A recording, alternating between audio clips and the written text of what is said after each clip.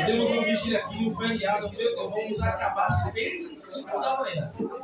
E o povo disse, não quero meu parar não. Rapaz, calma, nós estamos no morro. Tem que parar, daqui a pouco vocês vão me denunciar. Não, pastor, daqui a pouco vocês vão estar nas portas.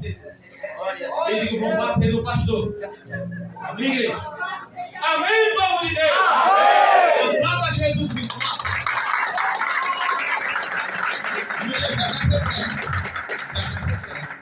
Amém?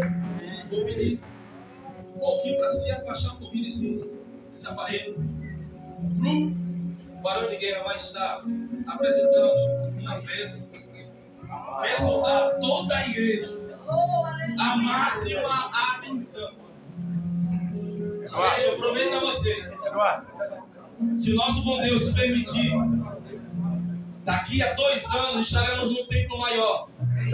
Estaremos num lugar maior, um espaço maior. Vai ficar com